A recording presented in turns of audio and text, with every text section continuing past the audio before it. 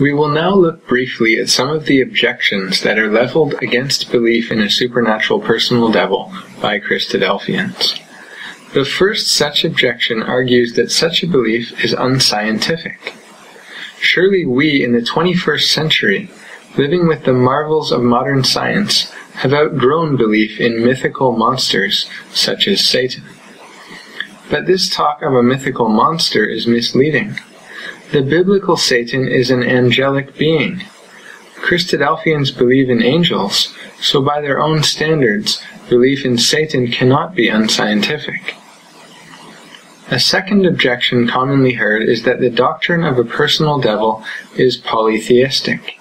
That is, implies the existence of two opposing gods, also known as dualism. This objection is a misrepresentation. No reputable Christian theologian claims the devil is on a par with God. The devil of Scripture is a creature, an angelic being, with limited powers that are regulated by God. Satan's zeal for inflicting harm can ironically even be used to fulfill God's purposes, such as church discipline in 1 Timothy 1 verse 20. A third objection claims that a righteous, loving God could not possibly allow a wicked being like Satan to operate. This, however, is just a special case of the well-known problem of evil, which asks why God allows suffering and evil to occur. Atheists use this to argue that there is no God.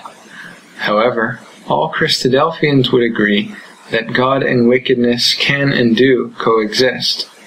There is then, for instance, an explanation as to how God could allow a wicked being like Adolf Hitler into power.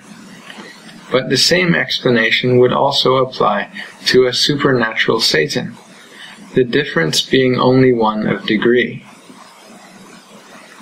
A fourth objection is that belief in a supernatural tempter like Satan gives people an excuse for their sins and undermines their moral responsibility. The devil made me do it, as the catchphrase goes. This is again merely a caricature of Christian theology. The devil cannot force anyone to sin, but flees those who resist him. His temptations are no excuse for sin. Those who fail to resist him will ultimately be punished in eternal fire with the devil and his angels.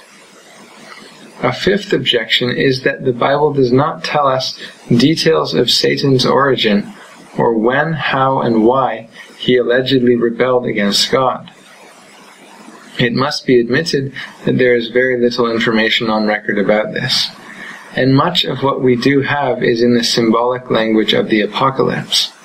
However, the Bible is virtually silent about the origin and history of all angels, so we should not be surprised at the shortage of information about one particular angel.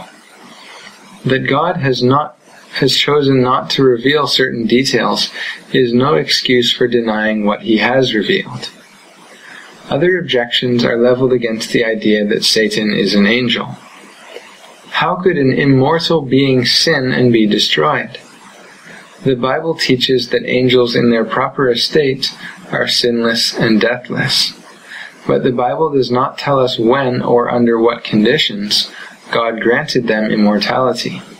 Indeed, since angels are spirits, it is not even clear that death would be defined for angels in the same way as for humans. What we can be certain about is that some angels, including the devil, have rebelled against God and will be punished with everlasting destruction in the lake of fire. None of these objections can counter the consistent biblical witness to the devil or Satan as a personal, supernatural being whose defeat was made certain by the work of Christ. To him be all glory, honor, and praise forever. Amen.